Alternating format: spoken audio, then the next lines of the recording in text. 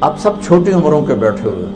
میں نے مانچسٹر میں بیان کیا تو ایک آ گیا نوجوان بڑا دکھی سا رو، مولانا صاحب یہ واقعی ٹھیک بات ہے کہ جتنے گناہ ہیں اللہ معاف کر دے گا؟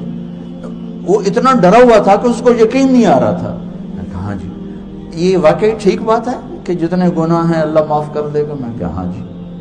یہ واقعی ٹھیک بات ہے؟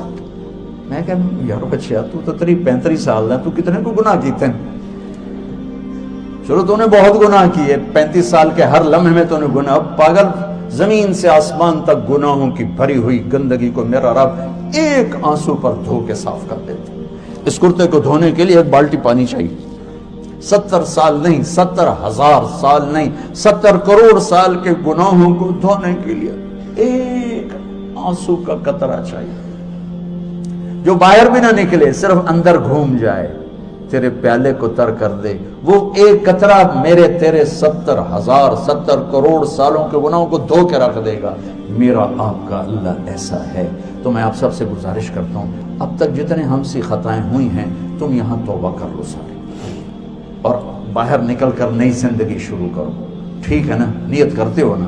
باہر بھی بچے سن رہے ہیں، سارے میرے ساتھ کہو یا اللہ میری توبہ، پھر کہو یا اللہ میری توبہ، پھر کہو یا اللہ میری توبہ.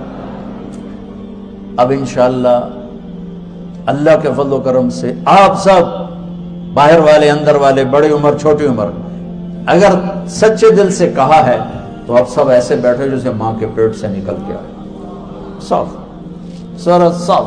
ہاں نماز نہیں پڑھی، اب علماء سے پوچھ لینا بھی اب میں نے نمازیں نہیں پڑھی کیا کروں، روزے نہیں رکھے کیا کروں، کسی کا حق مارا کیا کروں. گناہ معاف ہو گیا. جتنا اللہ کو معاف کرنا پسند ہے، میرے نبی کی ایک اور حدیث سنو کہ اگر تم سارے نیک بن جاؤ نا تو اللہ تمہیں موت دے کے جنت میں بھیج دے گا، اور ایک قوم پیدا کرے گا جو گناہ کر کے بیٹھ کے روئیں گے، پھر اللہ نے معاف کر کے خوش ہو. یہ میرا آپ کا اللہ ہے.